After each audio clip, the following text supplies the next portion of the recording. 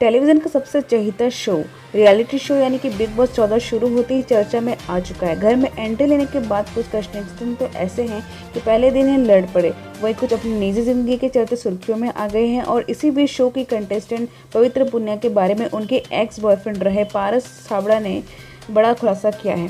पवित्र ने एक इंटरव्यू में दौरान पारस को अपनी ज़िंदगी की सबसे बड़ी गलती बताई थी। तब इसके जवाब में पारस ने बताया कि पवित्र शादीशुदा होने के बावजूद उनके साथ रिलेशनशिप में थी और इसी बात की जानकारी उन्हें एक्ट्रेस के पति के जरिए हुई थी। दैनिक भास्कर से बातचीत के दौरान पारस ने बताया कि जी हाँ, पवित्र ने बिल्कुल सही कहा था कि मैं उनकी गलती था, क्योंकि वो एक शादीशुदा लड़की थी। ये बात मुझे तब पता चली जब एक मैसेज आया, और मैसेज में कोई नहीं बल्कि पवित्र का पति ने ही मुझे मैसेज किया था, और जिसमें लिखा था कि मैं और पवित्र एक साथ रह रहे हैं लेकिन उनके डाइवोर्स के बाद। जाहिर है इस मैसेज ने मुझे काफ़ी आश्चर्यचकित कर दिया था। पवित्र ने मुझसे अपनी शादी की बात छुपाई थी। जब मैंने उसके सामने यह बात रखी तो उसने शादीशुदा होने की बात मानी।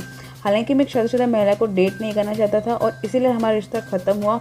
वो मुझे बेवकूफ़ बना रही थी।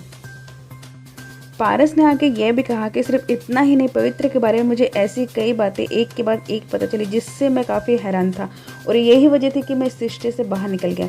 देखिए, मैं अपना मुंह नहीं खोलना चाहता हूँ, क्योंकि अगर मैंने ऐसा किया तो इस वक्त सही नहीं होगा। फिलहाल वो बिग बॉस के अंदर है और मेरा कुछ भी बोलना इस वक्त उनके खिलाफ गलत हो सकता है।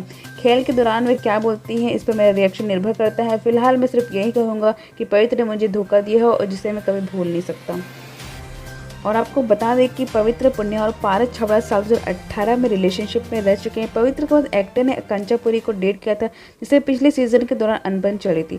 पवित्र ने बिग बॉस हाउस में एंट्री लेने से पहले एक इंटरव्यू में पारस को अपनी ज़िंदगी की सबसे बड़ी गलती बताते हुए यह भी कहा था कि अगर उनमें ज़रा भी सेल्फ रिस्पेक्ट है या इज्जत है तो वो बिग बॉस 14 में नहीं आना चाहिए।